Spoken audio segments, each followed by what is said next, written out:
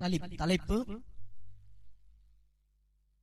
எந்த மனுஷனையும் பிரகாசிக்கிற ஒளி.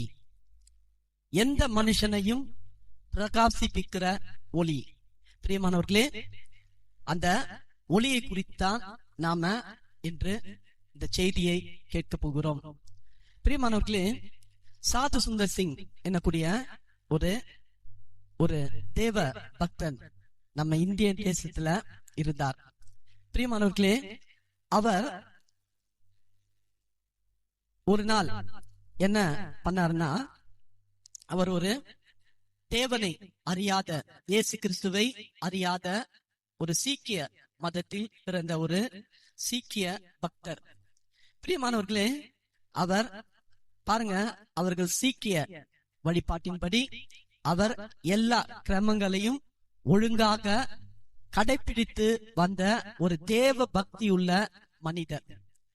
பிரியமானவர்களே, அவர் ஒரு கிறிஸ்துவ பள்ளியில் படித்துக் கொண்டிருக்கும் பொழுது அந்த கிறிஸ்துவ பள்ளியில் என்ன பண்ணாங்கன்னா, அங்கு படிக்கக்கூடிய எல்லா மாணவர்களுக்கும் நியூ டெஸ்டமென்ட், புதிய வேதாகமத்துல புதிய ஏற்பாட்டு அந்த புத்தகத்தை எல்லாருக்கும் கொடுத்து கொண்டிருந்தாங்க. ஆனா இந்த மனிதர் என்ன பண்ணாருன்னா, அவருடைய பக்தி வைராக்கியத்தின் நிமித்தமாக அவர் என்ன பண்ணாருன்னா, அவர்களுடைய நண்பர்களுக்கு இருக்கக்கூடிய எல்லா புதிய ஏற்பாட்டு அந்த புத்தகங்களையும் எல்லாத்தையும் வாங்கி என்ன பண்ணாரு, அவரு எரித்து போட்டார். பிரியமானவர்களே, இப்படியாக தங்களுடைய மத வைராக்கியத்தின்படி அவர் அநேக காரியங்களை செய்து வந்தார்.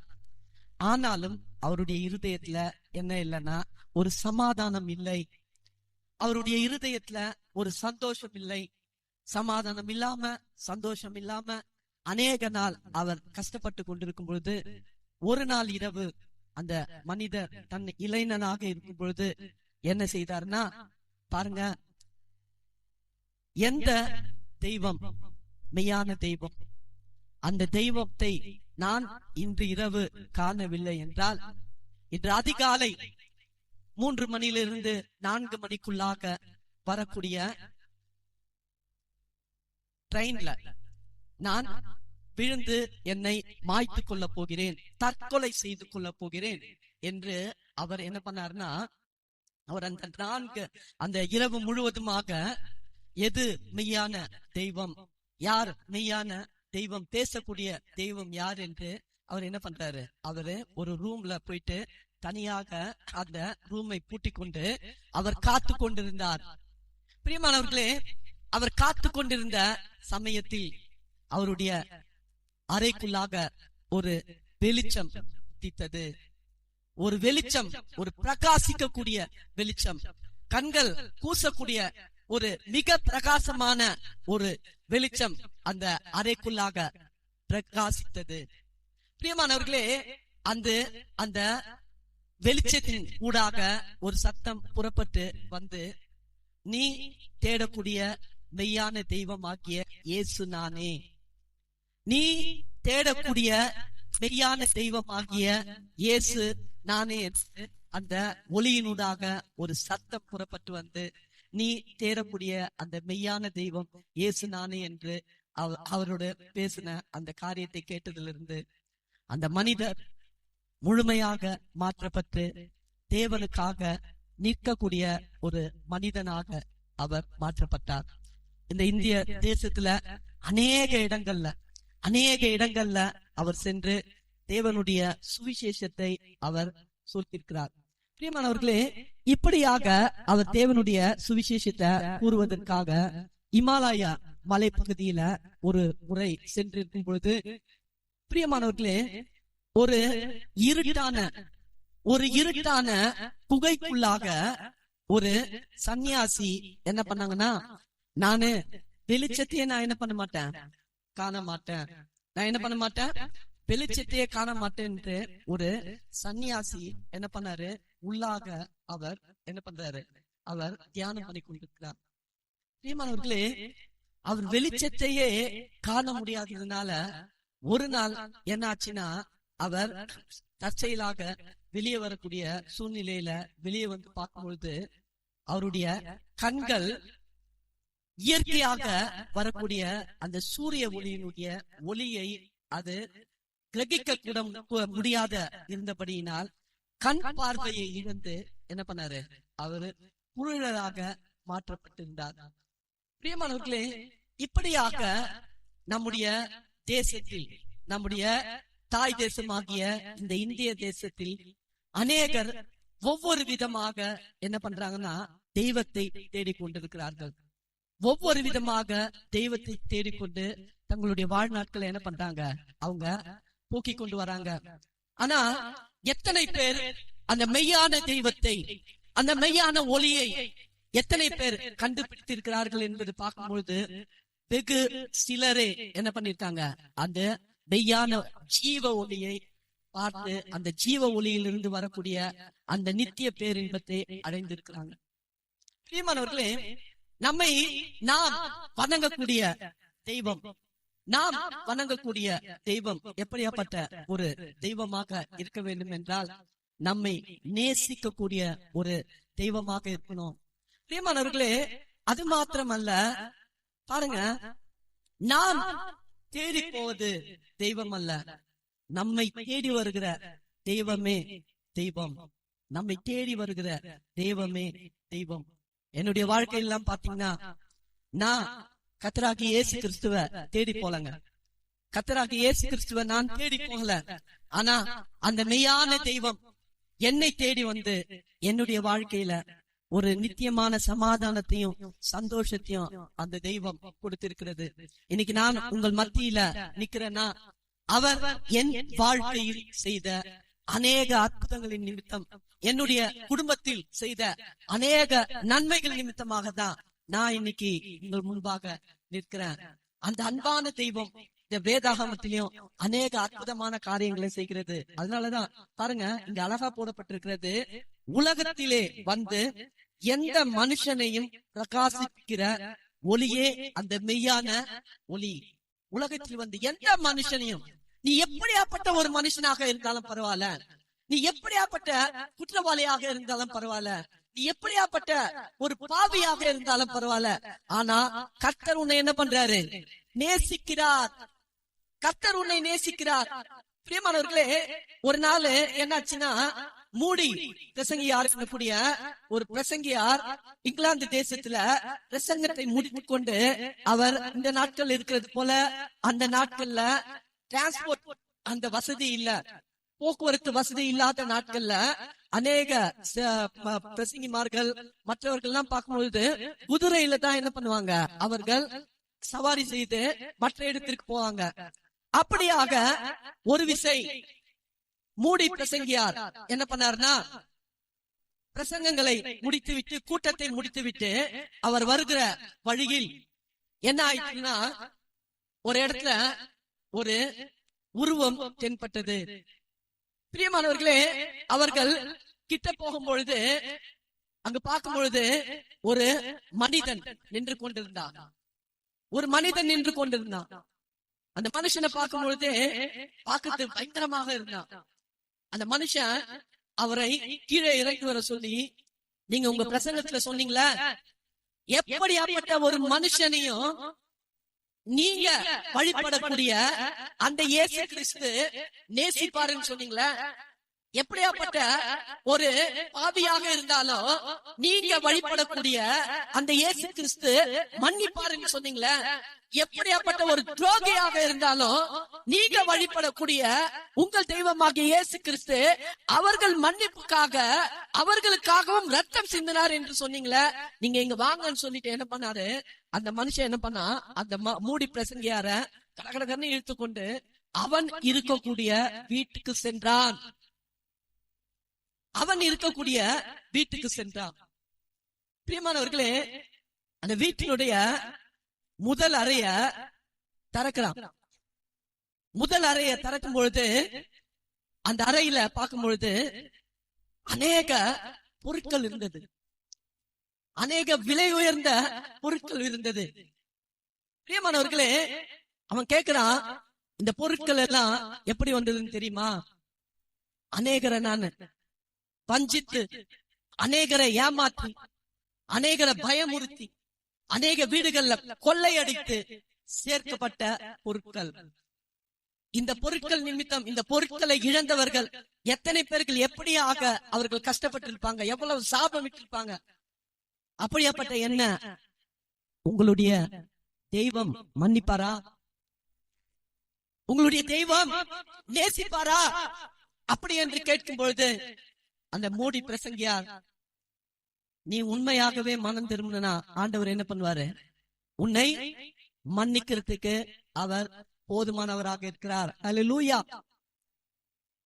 அப்படியா என்று கேட்டுக்கொண்டு என்ன பண்ணாரு? அடுத்த ரூமுக்கு எடுத்துட்டு போறாரு.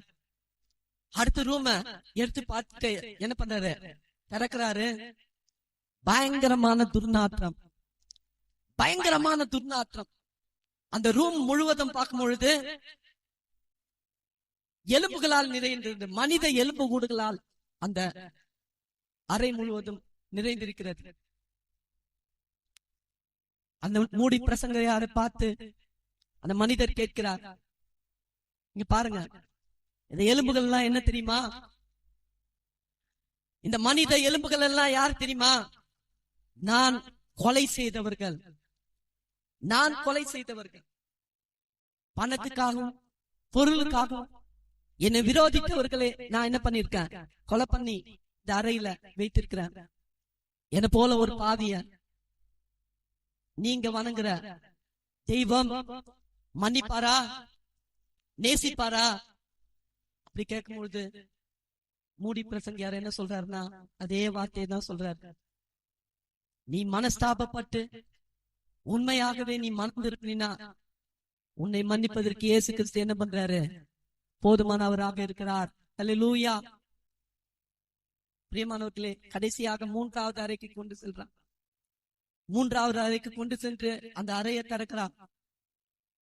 மிகவும் சோகத்துல, மிகவும் துயரத்துல, சரீரத்துல இருக்கிற எல்லா சரீரம் மெலிஞ்சு போயிட்டு மிகவும் பலவீனப்பட்டு இருக்கிற ஒரு ஸ்திரியை காமிக்கிறான். அந்த ஸ்திரியை காமிச்சு அவன் சொல்றான், இது யார் தெரியுமா? என்னுடைய மனைவி, என்னுடைய மனைவி. நான் இவளை எவ்வளவு நான் குடும்பப்படுத்த முடியுமோ அவ்வளவு நான் குடும்பப்படுத்தி இருக்கிறேன். என் ஆசை இச்சைகளுக்கு இணங்காததுனால அவ்வளவு நான் குடும்பப்படுத்தி இருக்கிறேன். எவ்வளவு வேதனைப்படுத்த முடியுமோ அவ்வளவு வேதனை நான் படுத்தி இருக்கிறேன். என் நிமித்தமாகவே இவள் இப்படி இருக்கிறார், மெலிந்து தோலும் எற்புமாக இருக்கிறார். இப்படிப்பட்ட படும்பாவியாக என்ன உங்க தெய்வம் மன்னிப்பாரா? உங்க தெய்வம் மன்னிக்குமா? அப்ப அந்த மூடி பிரசங்கியார் சொல்றாரு, ஆமா மன்னிப்பாரு. நீ மெய்யாகவே மனஸ்தாபப்பட்டு மனம் திரும்பினா அவர் மன்னிக்கிறது மாத்திரம் இல்ல, அந்த தெய்வம் உன்னையும் நேசிக்கிறாரு. ஆமென். இயேசு உன்னை நேசிக்கிறார். இயேசு உன்னை நேசிக்கிறார். நீ நினைச்சு கொள்ளலாம், நான் பாவி, நான் படுபாவி, நான் துரோகி, அநேகரை கொலை பண்ணி இருக்கிறேன், கொள்ளையிட்டு இருக்கிறேன், ஏமாத்திட்டு இருக்கேன், பஞ்சிட்டு இருக்கேன், என் குடும்பத்துல சமாதானத்தை கெடுத்து இருக்கிறேன். நீ இன்னைக்கு மனம் திரும்புவியா? இன்னைக்கு மனம் திரும்பினா, மெய்யாகவே மனஸ்தாபப்பட்டினா, கர்த்தராகிய இயேசு கிறிஸ்து உன்னையும் நேசிக்கிறவராக இருக்கிறார். அவர் உனக்காகவும் என்ன பண்ணிருக்கிறாரு? ரத்தம் சிந்தி, சிலுவையில ரத்தம் சிந்தி அவர் உன்னுடைய பாவத்துக்காகவும் மரித்து 3ஆம் நாள் உயிர்த்தெழுந்து இன்றும் நம் மத்தியில எப்படி இருக்கிறார்? உயிரோடு ஜீவிக்கிற ஜீவனுள்ள தேவனாக இருக்கிறார். அந்த ஜீவனுள்ள தேவனை நீ முழு இறுதியத்தோடு தேடும் பொழுது உன் பாவம் மாத்திரம் இல்ல, உன்னுடைய பரம்பரை சாபங்களும் என்ன பண்ணப்படும்? நீக்கப்படும். உன் பரம்பரை சாபங்களும் நீக்கப்படும். பிரியமானவர்களே, இப்பொழுது நம்ம பார்க்க போகிறோம் மார்க்கு சுவிசேஷம் 5வது அதிகாரத்துல இங்க பார்க்கும் பொழுது ஒரு விசித்திரமான ஒரு மனுஷனை, யாரும் விரும்பாத ஒரு மனுஷனை, எல்லாரும் வெறுக்கக்கூடிய ஒரு மனுஷனை கர்த்தராகிய இயேசு கிறிஸ்து தேடி வரக்கூடிய ஒரு காரியத்தை நாம இங்க பார்க்க போகிறோம். அந்த எந்த மனுஷனையும் பிரகாசிக்கிற மெய்யான ஒளி இந்த மனுஷனை எப்படி பிரகாசிக்க செய்தது என்பதை நாம இங்க பார்க்க போறோம். மார்க் எழுதிய சுவிசேஷம் 5வது அதிகாரம் 1வது வசனத்திலிருந்து படிப்போம். பின்பு அவர்கள் கடலுக்கு அக்கறையில் உள்ள கதரனுடைய நாட்டில் வந்தார்கள். அவர் படகில் இருந்து இறங்கின உடனே அசுத்த ஆவியுள்ள ஒரு மனுஷன் பிரேத கல்லறைகளில் இருந்து அவருக்கு எதிராக வந்தான். பிரியமானவர்களே, இங்கு காண்பிக்கப்படுகிற இந்த மனிதன் எப்படியாப்பட்ட ஒரு மனுஷன்னா, இந்த இடத்துல ரொம்ப அழகாக இன்ட்ரோடியூஸ் பண்ணிருக்காங்க. அந்த மனுஷனை ரொம்ப அழகாக இன்ட்ரோடியூஸ் பண்ணிருக்காங்க. எப்படி இன்ட்ரோடியூஸ் பண்ணிருக்காங்கன்னா, அவர் படகில் இருந்து வெளிவரும் பொழுது, படகில் இருந்து இறங்கி அவர் கரைக்கு நடந்து வரும் பொழுது அவருக்கு எதிராக ஒரு மனுஷன் வருகிறான். அந்த மனுஷன் செல்வந்தன் அல்ல, மிகப்பெரிய செல்வந்தன் அல்ல, மிகப்பெரிய கல்விமான் அல்ல, மிகப்பெரிய அறிவுள்ள ஒரு மனுஷன் அல்ல, தான் வாழக்கூடிய இடத்துல அந்தஸ்து பெற்ற ஒரு மனுஷன் அல்ல. அவன் யார் என்றால் அசுத்த ஆவி பிடித்த ஒரு மனுஷன். அசுத்த ஆவி பிடித்த ஒரு மனுஷன்.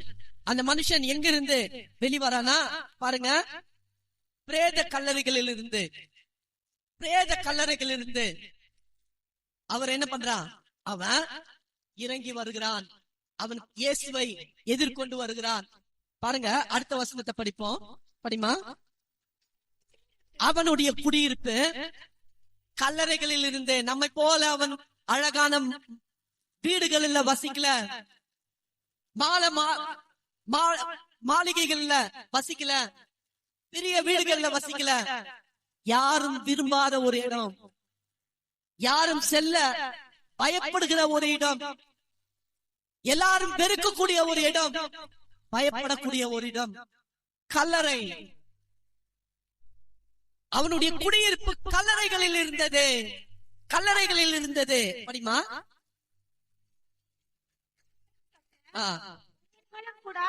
அவனை சங்கிலிகளினாலும் கட்ட ஒருவனாலும் கூடாதிருந்தது. அவன் அநேக தரம் விலங்குகளினாலும் சங்கிலிகளினாலும் கட்டப்பட்டிருந்தோம். சங்கிலிகளை முறித்து விலங்குகளை தகர்த்து போடுவான். அவனை அடக்க ஒருவனாலும் கூடாதிருந்தது. ஒரு பிசாசு பிடித்த ஒரு மனுஷனாக, அசுத்த ஆவிகளினுடைய குடியிருப்பு ஒரு மனிதனாக அந்த மனிதன் இருந்தத இந்த இடத்துல ரொம்ப அழகாக வேதத்துல சித்தரிக்கப்பட்டிருக்கிறது. இங்க அழகாக போடப்பட்டிருக்கிறது. அவனை அடக்க ஒருவனாலும் முடியாது. அவன் அநேக தடவைகளில் சங்கிலிகளினாலும் விலங்குகளினாலும் கட்டப்பட்டு இருந்தோம். அவைகளை என்ன பண்ணுவான்? ரொம்ப அசால்ட்டாக அவன் தீர்த்து கொண்டு வந்து விடுவான். அடுத்ததாக படிமா. அவன் எப்பொழுதும் இரவும் பகலும் மலைகளிலும் கல்லறைகளிலும் இருந்து கூக்குரலிட்டு கல்லுகளினாலே தன்னை காயப்படுத்திக் கொண்டிருந்தான். பிரியமானவர்களே, அவன் அநேக தரம் மலைகளில் இருந்தோம், கல்லறைகளில் இருந்தோம் ஒரு விதமான பயப்படுத்தக்கூடிய ஒரு சத்தத்தை அவன் போடுவான். மக்கள் பயப்படுகிற ஒரு பயங்கரமான சத்தத்தை அந்த கூக்குரலாக அவன் என்ன பண்ணுவான்? போடுவான். எல்லாரும் அந்த சைடு போகவே பயப்படுவாங்க. பொதுவாக கல்லறைகள் பக்கத்துல போறதுக்கு என்ன பண்ணுவாங்க? மக்கள் பயப்படுவாங்க. ஆனா அந்த கல்லறைகளில் இருந்து இப்படியாப்பட்ட ஒரு சத்தம் வந்தா எப்படி இருக்கும்? கொஞ்சம் யோசிச்சு பாருங்க. தானே அவன் என்ன பண்ணுவான்? கல்லுகளினால என்ன பண்ணுவானா? காயப்படுத்திக் கொள்வானா? தன்னுடைய சரீரத்தை அவனே என்ன பண்றான்? காயப்படுத்திக் கொள்கிறான். படிமா அடுத்தது. அவன் இயேசுவை தூரத்திலே கண்டபோது ஓடி வந்து அவரை பணிந்து கொண்டு இயேசுவே, உன்னதமான தேவனுடைய குமாரனே, எனக்கும் உமக்கும் என்ன என்னை வேதனைப்படுத்தாதபடிக்கு தேவன் பேரில் உமக்கு ஆணையிடேன் என்று மிகுந்த சத்தமிட்டு சொன்னார். அந்த பரிசுத்தமுள்ள தேவனை பிசாசு பிடித்த ஒரு மனிதனால் கண்டு கொள்ள முடிகிறது. பிசாசு பிடித்த ஒரு மனுஷனால் ஒரு பரிசுத்த தேவனை, மெய்யான தேவனை, ஜீவனுள்ள தேவனை கண்டு கொள்ள முடிகிறது. ஆனால் நம்மில் அநேகர் இப்படிப்பட்ட ஒரு மனிதன் அல்ல. சொஸ்த புத்தி வைத்துக் கொண்டிருக்கிறோம். சொஸ்த புத்தி உடையவர்களாக நாம இருக்கிறோம். சொஸ்த புத்தி. ஆனாலும் மெய்யான தேவனை நாம் இன்னும் இனம் கண்டு கொள்ளவில்லை. மெய்யான தேவனை நாம் இன்னும் இனம் கண்டு கொள்ளாதவர்களாக இருக்கிறோம். அதனால தாங்க இன்னும் நம்ம கஷ்டத்துல இருக்கிறோம். அதனால தாங்க இன்னும் நம்ம கஷ்டப்பட்டு இருக்கிறோம். அதனால தாங்க நாம இன்னும் வேதனைகள்ல இருக்கிறோம். ஆனால் இந்த மனுஷன் தூரத்தில் இருந்தே இயேசு கிறிஸ்து வருவதை கண்டு கொண்ட பிறகு அவன் அவரிடத்துல போகிறான். சென்று, இயேசுவே, உன்னதமான தேவனுடைய குமாரனே, உனக்கும் எனக்கும் என்ன? உனக்கும் எனக்கும் என்ன? என்னை வேதனைப்படுத்தாதபடிக்கு தேவன் பேரில் உமக்கு ஆணை என்று மிகுந்த சத்தமிட்டு சொன்னார். ஏனெனில் அவர் அவனை நோக்கி, அசுத்த ஆவியே, இந்த மனுஷனை புறப்பட்டு போ என்று சொல்லி இருந்தார். பிரியமானவர்களே, கர்த்தர் முகத்தை பார்க்கிற தேவன் அல்லங்க. கர்த்தர் யார் இல்ல? முகத்தை பார்க்கிற தேவன் அல்ல. உன்னுடைய அந்தஸ்தை அவர் பார்க்கறது இல்ல. உன்னுடைய குவாலிட்டியா அவர் பார்க்கல. உன்னுடைய குவாலிபிகேஷன் அவர் பார்க்கிற தேவன் அல்ல. இருதயத்தை பார்க்கிற தேவன், உன்னை நேசிக்கிற தேவன் அவர். உன்னை நேசிக்கிற தேவன் அவர். அவர் மனுஷனாகிய உன்னை விரும்புறார். ஆனா உனக்குள்ளாக இருக்கக்கூடிய அசுத்தத்தை, அசுத்த ஆவிகளை அவர் வெறுக்கிறார். இந்த இடத்துல பார்க்கும் பொழுது அந்த மனுஷனை போன்னு சொல்லல ஆண்டவர். அந்த மனுஷனை போன்னு சொல்லல. ஆனால் அவனுக்குள்ளாக இருக்கக்கூடிய அசுத்த ஆவியை இனம் கண்டு அவர் திறக்கிறார். அவனுக்குள்ளாக இருக்கக்கூடிய அசுத்த ஆவியை இனம் கண்டு கொண்டு அதை துரத்துகிறார். அசுத்த ஆவியை இந்த மனுஷனை விட்டு போ. அசுத்த ஆவியை இந்த மனுஷனை விட்டு போ. பிரியமானவர்களே, பொதுவாக நம்ம எல்லாரும் நல்லவங்க தாங்க. நம்ம எல்லாரும் நல்லவங்க தான். நம்ம பிறக்கும் பொழுது யாரும் கெட்டவங்களா பிறக்கலங்க. நீ பிறக்கும் பொழுதே திருடனா? நீ பிறக்கும் போதே குடிக்காரனா? நீ பிறக்கும் போது விபச்சாரக்காரனா? நீ பிறக்கும் போதே பொய்யனா? இல்ல. நம் தாயின் கருவில் நாம உருவாக்கும் பொழுது தேவன் பரிசுத்த ஒரு பிள்ளையாக தான் என்ன பண்றாரு? இந்த உலகத்துல நம்ம அனுப்புகிறார். நம்மை அவர் அனுப்புகிறார். ஆனால் நாளடைவில் என்ன பண்றோம்? நாம பரிசுத்த தேவனுக்கு இடம் கொடாதபடி நம்முடைய பாதையை மாற்றிக் கொள்வதனால அசுத்த ஆவிகள் என்ன பண்ணுதான்? நமக்குள்ளாக புகுந்து கொண்டு நம்மை வழிவிலக செய்கிறது. பரிசுத்த தேவனுடைய மெய்யான வழி என்பதை நாம் கண்டு கொள்ளாதபடி நம்மை உலக ஆசைகள், உலக இச்சைகள், உலக இன்பத்துக்குள்ளாக என்ன பண்ணுதான்? நம்மை அழைத்து செல்லுதான். எப்படின்னா, ஒரு நாள் ஒரு பறவை என்ன பண்ணுச்சா, ஒரு தண்ணீர் இருக்கக்கூடிய ஓடை பக்கமாக நின்று கொண்டிருந்துதான்.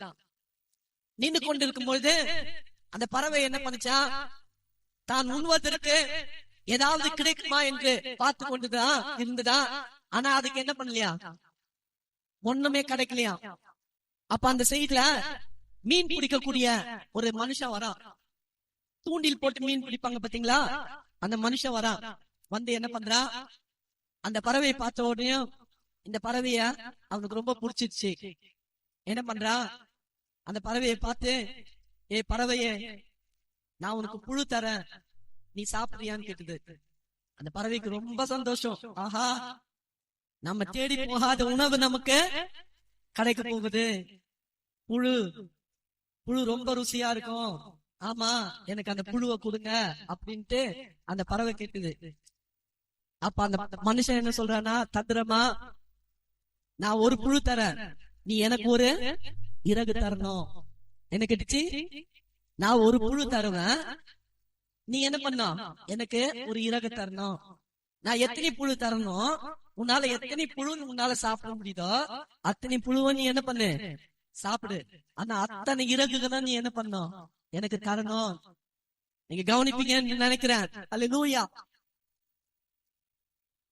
அத்தனை இறகுகளையும் எனக்கு தர வேண்டும் என்று அந்த வேடம் சொல்லும் பொழுது அந்த பறவை நினைச்சா, நமக்கு வயிறார என்ன கிடைக்குது, உணவு கிடைக்குது, இந்த இறகுகள் போனா என்னன்னு சொல்லிட்டு எத்தனை புழுக்கள் இதற்கு தேவையோ அத்தனை புழுக்களையும் என்ன பண்ணுச்சு, இது வாங்கி வாங்கி சாப்பிடும் பொழுது ஒவ்வொரு இறகுகளாக என்ன பண்ணுச்சான், அது எடுத்து குடிச்சுதான்.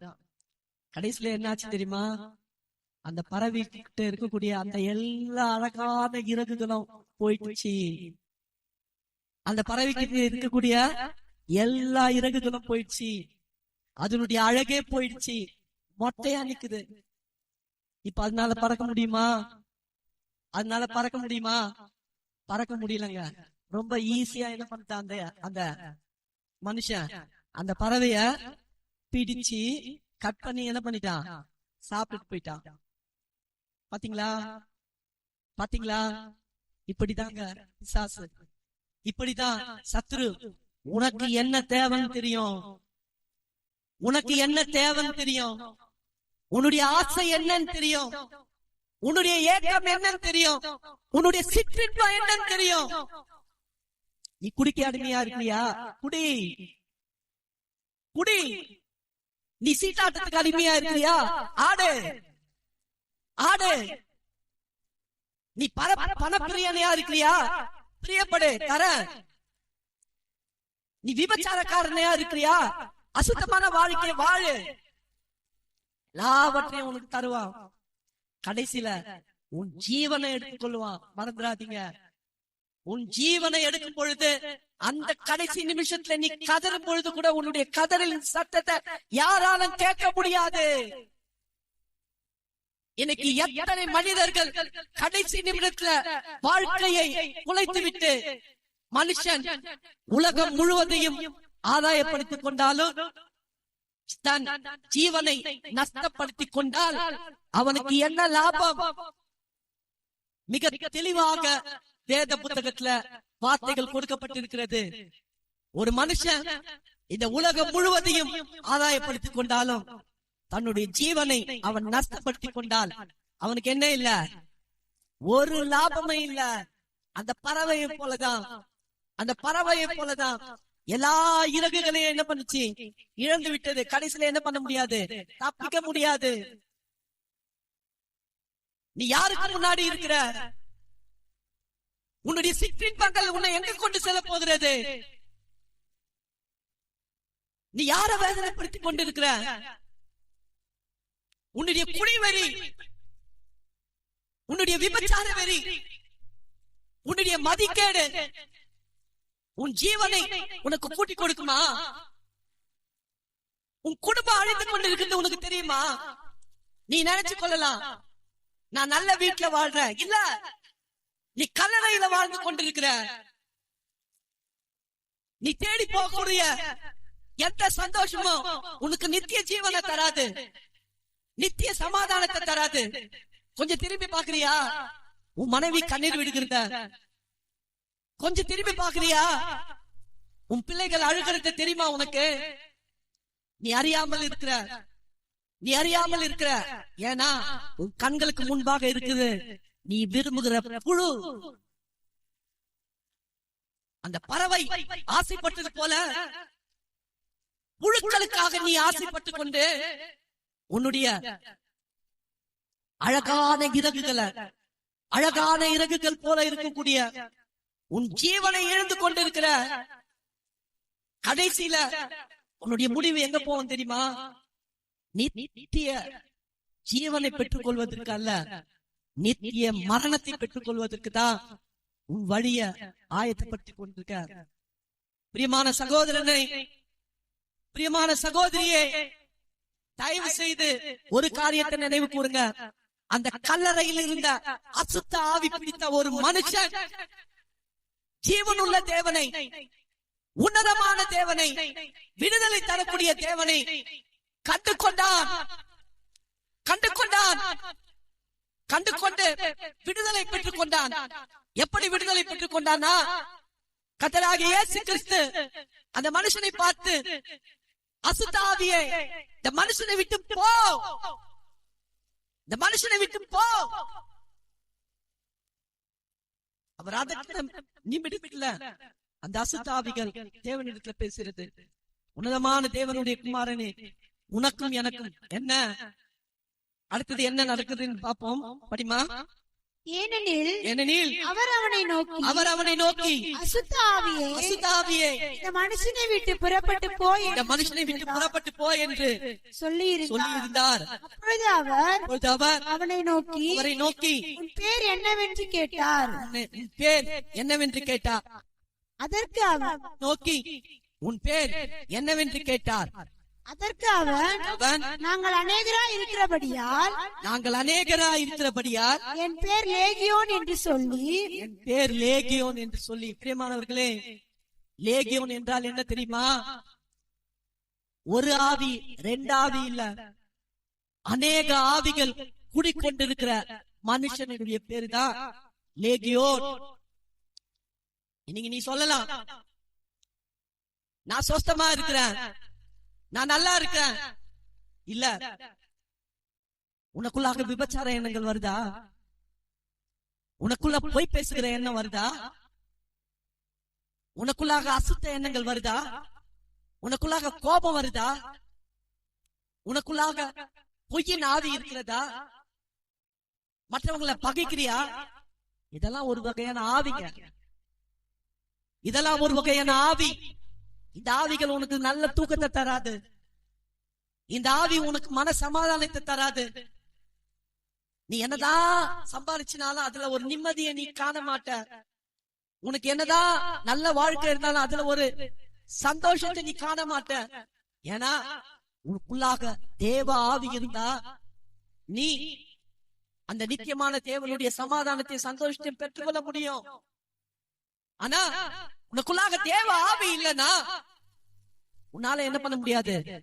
அந்த உண்மையான சமாதானத்தை சந்தோஷத்தையும் என்ன பண்ண முடியாது? கண்டு கொள்ள முடியாது. நீ தேவ வழியை நோக்கி பார்க்க மாட்ட. சத்துருனுடைய உன்னை அழிக்க காத்து கொண்டிருக்கிற சத்துருனுடைய வழியை தான் தேடி போவ. சத்துருனுடைய வழியை தான் தேடி போவ. குடிப்ப, பொய் பேசுவ, அசுத்தமான காரியங்களை விரும்பி செய்வ, அசுத்த காரியங்களை பாப்ப, அசுத்த இச்சைகள் உன்னை ஆட்கொள்ளும். கோபம் வரும், பொறாமை வரும், தற்கொலை எண்ணம் வரும். இன்னைக்கு அநேகர் தற்கொலை எண்ணம், ஒரு சின்ன பிரச்சனை வந்தா என்ன ஆச்சுன்னா, நான் தற்கொலை செய்து கொள்வேன். தற்கொலை எண்ணங்கள் என்ன பண்ணுனா உன்னை தூண்டும். இனம் கண்டு கொள்ளுங்கள், இதெல்லாம் தேவ ஆவி அல்ல. தேவ ஆவி உனக்குள்ளாக இருந்தா உனக்குள்ளாக சமாதானம் இருக்கும். இப்படிப்பட்ட எண்ணங்கள் வராது. தேவ ஆவி உனக்குள்ளாக இருந்தா நீ சந்தோஷமாக இருப்ப. மெய்யான தேவனை இனம் கண்டு கொள்வாய். ஆனால் உனக்குள்ளாக எப்படிப்பட்ட ஆவி கிரியை செய்யுதுன்னு பாருங்க. இந்த ஆவி என்ன பண்ணுச்சுன்னா, கர்த்தராகிய இயேசு கிறிஸ்துவே அந்த ஊருக்கு வருவதற்கு தடை செய்துச்சு. எப்படின்னா, ஒரு பெரிய புயலை கொண்டு வருது. பாருங்க, மார்க்கு எழுதிய சுவிசேஷம் 4வது அதிகாரத்துல என்ன போட்டிருக்குன்னா பாருங்க, 35வது வசனத்திலிருந்து படிமா. அன்று சாயங்காலத்தில் அவர் அவர்களை நோக்கி அக்கறைக்கு போவோம் வாருங்கள் என்றார்.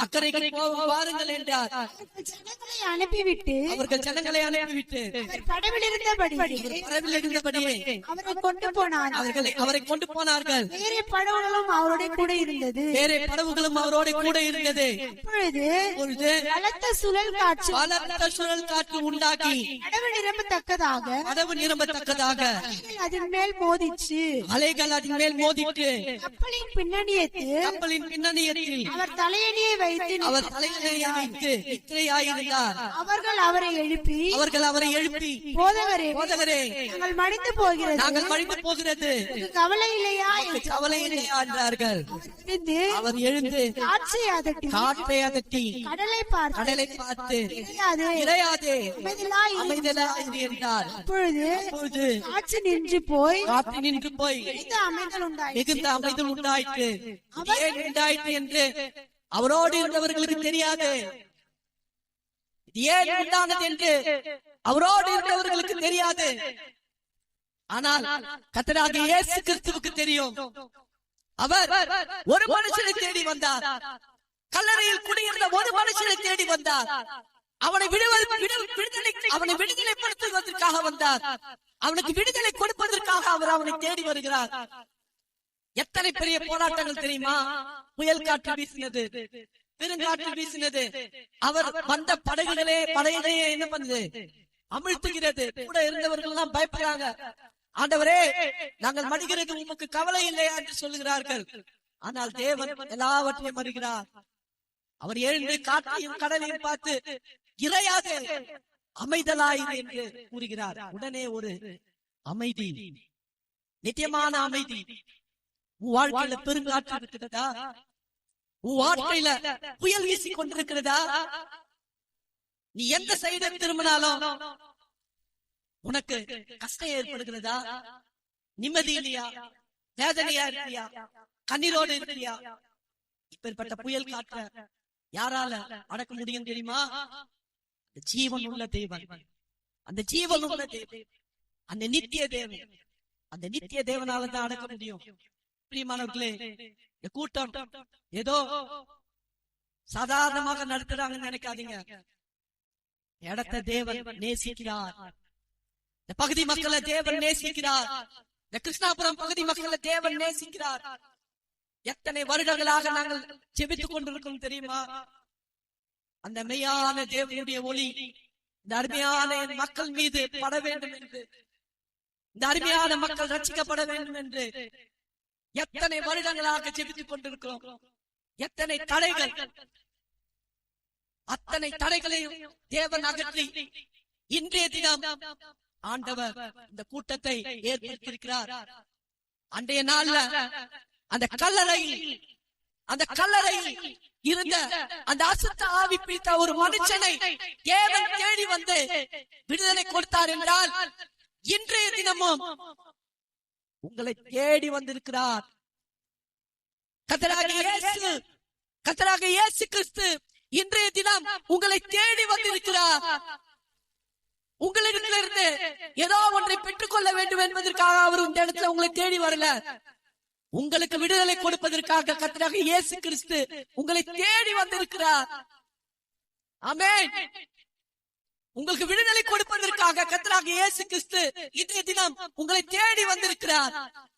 நீங்க செய்ய வேண்டிய ஒரே காரியம் என்னன்னா, அந்த அசுத்த ஆவி பிடித்த ஒரு மனுஷன் அந்த உன்னதமான தேவனை கண்டு கொண்டது போல சொஸ்தமா இருக்கக்கூடிய நீங்கள் இன்று அந்த பரிசுத்த தேவனை கண்டு கொள்ள முடியுமா? உன்னதமான தேவனே, என்னை விடுதலை பண்ணுங்கன்னு நீங்க கேட்பீங்களா? பிரியமானவர்களே, இந்த மனுஷனுடைய வாழ்க்கையில என்ன நடந்ததுன்னா, படிமா, தங்களை அவர் திசையில் இருந்து துரத்து விடாதபடிக்கு அவரை மிகவும் வேண்டிக் கொண்டான். அப்பொழுது அவ்விடத்தில் மலை அருகே அநேக பன்றிகள் கூட்டமாக மேய்ந்து கொண்டிருந்தது. அந்த பிசாசுகள் எல்லாம் அவரை நோக்கி, பஞ்சுகளுக்குள்ளே போகும்படி அவைகளுக்குள்ளே எங்களை அனுப்பும் என்று அவரை வேண்டிக் கொண்டன. இயேசு அவைகளுக்கு உத்தரவு கொடுத்த உடனே அசுத்த ஆவிகள் புறப்பட்டு பஞ்சுகளுக்குள் போயின. பன்றிகளுக்குள்ளே போயின. உடனே ஏறக்குறைய 2000 பன்றிகளுக்குள்ள அந்த கூட்டம் உயர்ந்த மேட்டிலிருந்து ஓடி கடலிலே பாய்ந்து கடலிலே அமிழ்ந்து மாண்டது. 15வது வசனம் படிமா. இயேசுவினிடத்தில் வந்து ஆ, லேகியோனாகிய பிசாசுகள் பிடித்திருந்தவன் லேகியோனாகிய பிசாசுகள் பிடித்திருந்தவன் வஸ்திரம் தரித்து வஸ்திரம் தரித்து உட்கார்ந்து புத்தி தெளிந்திருக்கிறதை கண்டு புத்தி தெளிந்திருக்கிறதை கண்டு பயந்தார்கள். பிசாசு பிடித்திருந்தவனுக்கும் ஆ, பஞ்சுகளுக்கும் ஆ, சம்பவித்ததை ஆ, கண்டவர்களும் கண்டவர்களும் அவர்களுக்கு விவரமாய் சொன்னார்கள். 20வது வசனம். அந்தபடி அவன் போய் போய் இயேசு தனக்கு செய்தவர்களை எல்லாம் எல்லாம் தெக்கப்போலி எனும் நாட்டில் பிரசித்தம் பண்ண தொடங்கினான். நான் எல்லாரும் ஆச்சரியப்பட்டார்கள். பிரியமானவர்களே, பார்க்கும் பொழுது அந்த அசுத்த ஆவி உள்ள மனுஷன் இயேசு கிறிஸ்துவினால பரிபூரணமாக சுகமடைந்து புத்தி தெளிந்து உட்கார்ந்து இருப்பதை பார்த்து அநேகர் ஆச்சரியப்பட்டு தேவனை மகிமைப்படுத்தினார்கள். அல்லேலூயா, அல்லேலூயா. அவனும் தேவனாகிய கர்த்தரை பிரசித்தம் பண்ணினான். அவன் இருக்கக்கூடிய தேசம் எங்கும் சென்று பிரசித்தம் பண்ணினான். பிரியமானவர்களே, அவர் நேசிக்கிறாருங்க.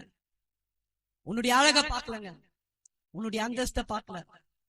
நீ முழுமையாக கர்த்தராகிய இயேசு கிறிஸ்துவ அந்த பிசாசு பிடித்தவன் எப்படி சொன்னானோ, உன்னதமான தேவனுடைய குமாரனே, உன்னதமான தேவனுடைய குமாரனே, உனக்கும் எனக்கு என்ன என்று அவன் சொன்னான்.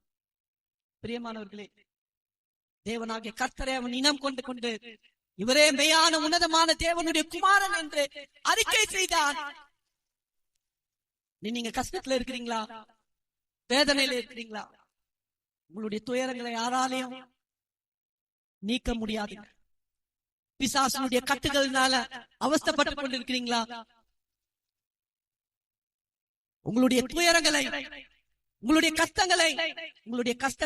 கட்டுகளை யாராலும் நீக்க முடியாதுங்க. ஒரே ஒருத்தரால தான் நீக்க முடியும். அவர்தான் அந்த மெய்யான ஒளி, அந்த மெய்யான தேவன் இயேசு கிறிஸ்து. அவர்தான் உன்னுடைய பாவங்களுக்காகவும் என்னுடைய பாவங்களுக்காகவும் ரத்தம் சிந்தி, சிலுவையில் ரத்தம் சிந்தி மரித்து 3ஆம் நாள் உயிர்த்தெழுந்து இன்றும் நம்ம மத்தியில என்ன பண்றாரு? நமக்கு விடுதலை தரும்படி நம்ம மத்தியில ஜீவன் உள்ள தேவனாக உலாவிக் கொண்டிருக்கிறார் என்று அந்த அருமையான தேவன், அந்த அருமையான தேவகுமாரன் உங்களை தேடி வந்து கொண்டிருக்கிறார். உங்களுடைய அருகிலே நிற்கிறார். உங்களுக்கு விடுதலை வேணுமா? உங்களுக்கு சமாதானம் வேணுமா? உங்களுக்கு நிம்மதி வேணுமா? உங்களுடைய கண்ணீர் நீங்க வேண்டுமா? பிரியமானவர்களே, இந்த மெய்யான ஒளிய தயவு செய்து இனம் கண்டு கொள்ளுங்க. அந்த மெய்யான ஒளி எந்த மனுஷனையும் பிரகாசிக்கிற ஒரு ஜீவன் உள்ள ஒளியாக இருக்கிறது. நீங்க எந்த இடத்துல வரலன்னா கூட, நீங்க எந்த இடத்துல இருக்கிறீங்களோ அந்த இடத்துல உங்களால முழங்கால் படியிட முடியலன்னா கூட கண்களை மூடி ஒரு வீச, இயேசுவே, மெய்யான தேவனே, மெய்யான ஜீவன் உள்ள தேவனே, என்னை ரட்சியும், நீரே என்னுடைய பாவங்களை போக்க உம்முடைய ரத்தத்தை சிந்தி இருக்கிறீர் சுவாமி. அந்த ரத்தத்தினால என்னை கழுவும், ஒரு விச கழுவும், என்னுடைய பாவ சாபங்கள் எல்லாம் நீக்கி எனக்கு கிடைக்காத அந்த மெய்யான சந்தோஷத்தைய சமாதானத்தை ஆசீர்வாதத்தை தாருங்க சுவாமின்ட்டு மனம் முருகி நீங்க ஜெபித்தீங்கன்னா, எங்களுடைய பாவங்களை மன்னிச்சிடுங்கன்ட்டு மனம் முருகி ஜெபித்தீங்கன்னா, கர்த்தராகிய இயேசு கிறிஸ்து உங்களுக்கு விடுதலை தர உங்கள் அருகிலே இருக்கிறார். உங்கள் அருகிலே இருக்கிறார். நாம் அனைவரும் இருந்த இடத்திலே கண்களை மூடி முழங்கால் படி இருக்க முடிந்தவர்கள் முழங்கால் படியிட்டு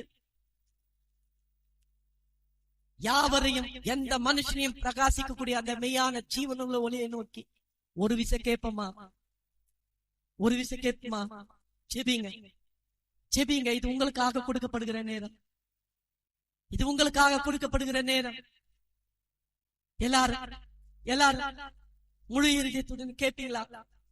ஆண்டவரே, எனக்கு அந்த மெய்யான ஒளியை தாருமை. அந்த பிசாசு பிடித்திருந்த மனுஷன் உன்னை இனம் கண்டு கொண்டிருக்காங்க சுவாமி.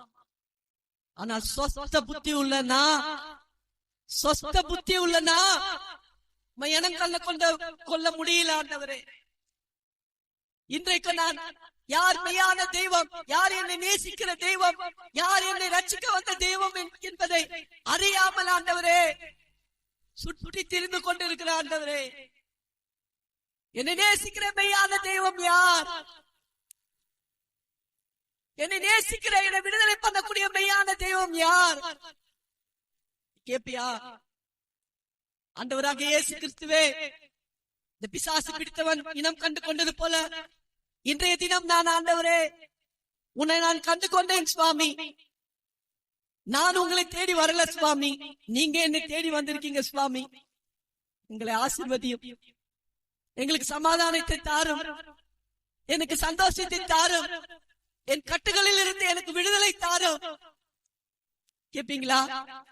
கேளுங்க, கேளுங்க, தயவு செய்து கேளுங்க. 2 நிமிஷம் உங்களுக்கு தருகிறேன், நீங்க கேளுங்க. உங்களுடைய வாழ்க்கைய கர்த்தராகிய இயேசுவினுடைய கரத்துல ஒப்பு கொடுங்க. ஆண்டவர் உனக்கு விடுதலை அளிக்க போதுமானவராக இருக்கிறார். உன்னுடைய ஜனங்களை ரட்சிக்க போதுமானவராக இருக்கிறார். உனக்காகவும் எனக்காகவும் திரு ரத்தம் சிந்திய அந்த பரிசுத்த தேவன் அவர். கேட்போமா? கேளுங்க, கேளுங்க, கேளுங்க. S Jesus. நன்றியா, நன்றியா, நன்றியா, நன்றி இயேசுவே, நன்றி இயேசுவே, நன்றியா, நன்றியா, நன்றியா, நன்றியா,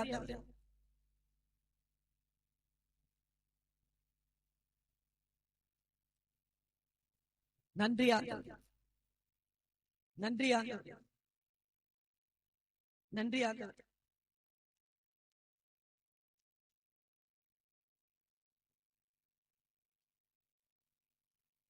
எல்லாரும் எல்லாரும் ஜெபி, எல்லாரும் ஜெபி. நன்றியா, நன்றியா. தேவனுடைய ஆவி இறங்குவதாக உன்னுடைய கண்ணீரை காண்கிறார், உன் கதறல்களை கேட்கிறார், உன் வேதனையை அறிகிறார். உன்னை அவர் தூரப்படுத்தல, உன்னை தூரப்படுத்தல, உன்னை நேசிக்கிறார். அவர் நம்மை மன்னிக்கிறது போல நீ யாரெல்லாம் மன்னிக்க முடியாமல் இருக்கிறீரோ அவங்களெல்லாம் மன்னிச்சு மன்னிச்சு மன்னிச்சு எசப்பா என்ன மன்னிங்க, மன்னிங்க. நம்முடைய மீறுதல்கள் நிமித்தம் அவர் காயப்பட்டார், நம்முடைய அக்கிரமங்கள் நிமித்தம் அவர் நொறுக்கப்பட்டார். நமக்கு சமாதானத்தை உண்டு பண்ணும் ஆக்கினை அவர் மேல் வந்தது. அவருடைய தழும்புகளால் குணமாகிறோம். யாரெல்லாம் ஜெபிக்கிறீங்களோ, யாரெல்லாம் இயேசுவை நோக்கி கூப்பிடுகிறீங்களோ, ஆண்டவரே எனக்கு ஆண்டவரே விடுதலை தந்ததுக்காக உமக்கு நன்றி என்று கூறுகிறீர்களோ, அவர் தழும்புகளால் குணமாகிறீர்கள். அவருடைய தழும்புகளால் குணமாக்கிக் கொண்டிருக்கிறீர்கள். ஆண்டவருடைய வல்லமையான பிரசன்னம் இறங்கி யாரெல்லாம் ஜெபிக்கிறீங்களோ, யாரெல்லாம் முழு இருதயத்தோட ஆண்டவரே என்னை குணமாக்குங்க என்று கேட்டுக் கொண்டிருக்கிறீர்களோ, விசுவாசத்தோட ஆண்டவரை நோக்கி பார்க்கிற உங்கள் மீது அவருடைய தழும்புகளில் இருந்து வரக்கூடிய சுகம் புறப்பட்டுக் கொண்டிருக்கிறது. அது சுகமாக்கி கொண்டிருக்கிறது. உன்னுடைய வேதனை, உன்னுடைய கண்ணீரை அந்த அன்புள்ள கரம் சுகமாக்கி கொண்டிருக்கிறது. கேளுங்க, கேளுங்க, விடாதீங்க. ஆண்டவரே என்னை சுகப்படுத்துங்க, ஆண்டவரே என்னுடைய கட்டில இருந்து என்னை விடுதலை பண்ணுங்க, ஆண்டவரே என்னுடைய வேதனையிலிருந்து என்னை விடுதலை பண்ணுங்க, ஆண்டவரே. கர்த்தாவே உங்களுடைய சமாதானத்தை, சந்தோஷத்தை நான் பெற்றுக்கொள்ள உதவி செய்யுங்க. பிசாசு கட்டுகளில் இருந்து விடுதலை ஆக்கி கொண்டு விடுதலையாக எனக்கு உதவி செய்யுங்க. கேளுங்க, ஆண்டவர் விடுதலை தந்து கொண்டிருக்கிறார். ஆண்டவர் விடுதலை தந்து கொண்டிருக்கிறார். ஜெபிங்க, ஜெபிங்க, கேளுங்க, எல்லாரும் கேளுங்க, கேளுங்க. அவர் உன்னை தேடிக்கொண்டு வந்திருக்கிறார். உன்னை நேசிக்கிற தேவன், உன்னை விடுதலையாக்க காத்து கொண்டிருக்கிற தேவன். நீ கேட்டினா விடுதலை பெற்றுக் கொள்ளலாம். கேளுங்க, கேளுங்க, ஆண்டவரிடத்துல கேளுங்க. ஆண்டவரே விடுதலை தாரும், விடுதலை தாரும். நன்றியா, நன்றியா, நன்றியா, நன்றியா, நன்றியா, நன்றியா.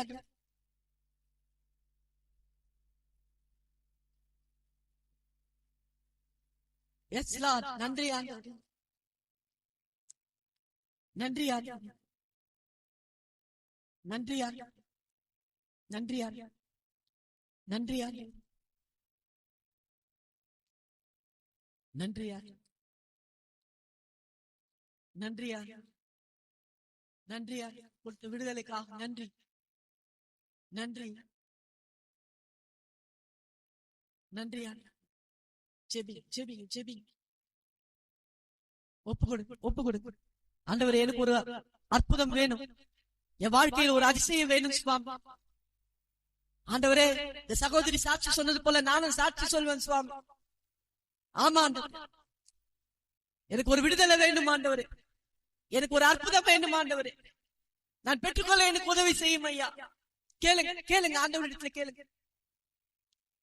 S yes. நன்றி நன்றியா, நன்றியா, நன்றியா. எந்த மனுஷனையும் பிரகாசிக்கிற மெய்யான ஒளி அவர், அவரே இயேசு கிறிஸ்து, அவரே இயேசு கிறிஸ்து. எஸ். நன்றியா, நன்றியா, நன்றியா, நன்றியா, நன்றியா, நன்றியா, நன்றியா, நன்றி நன்றி நன்றி நன்றியா, நன்றியா, நன்றியா, நன்றியா, நன்றியா, நன்றியா, நன்றி நன்றி நன்றியா, நன்றி நன்றி நன்றியா, நன்றியா. எஸ்லா, நன்றியா.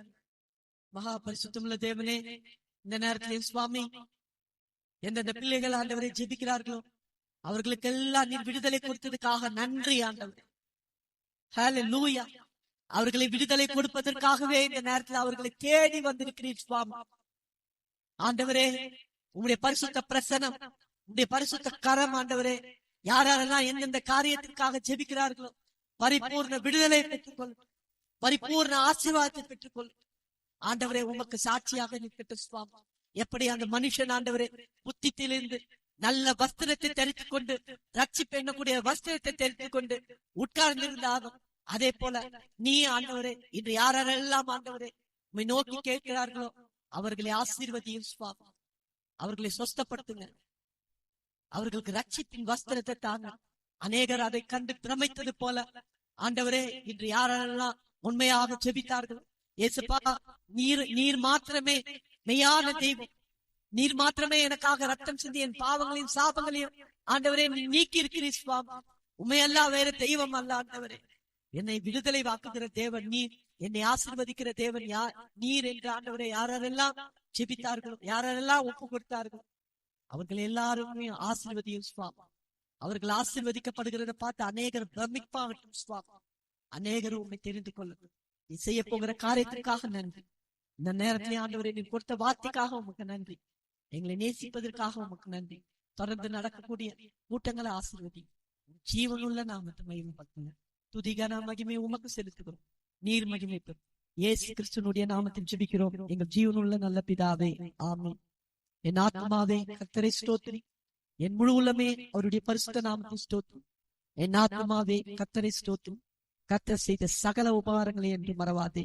ஆமென். நம்முடைய கர்த்தராகிய இயேசு கிறிஸ்துவினுடைய கிருபையும் பிதாவாகிய தேவனுடைய அன்பும் பரிசுத்த ஆவியானவருடைய ஐக்கியம் நம் அனைவரோடு இப்பொழுதும் எப்பொழுதும் சதா காலமும் நம்மோடு இருந்து நம்மை ஆசீர்வதித்து அரவணைத்து, விசேஷமாக இந்த பகுதி மக்களை ஆசீர்வதித்து அரவணைத்து வழி நடத்துவாராக. ஆமென். பிரியமானவர்களே, நாளை தினமும் இந்த இடத்துல காலை 9 மணிக்கு DBS கூட்டங்கள் இருக்கிறது. சிறுவர்களுக்கான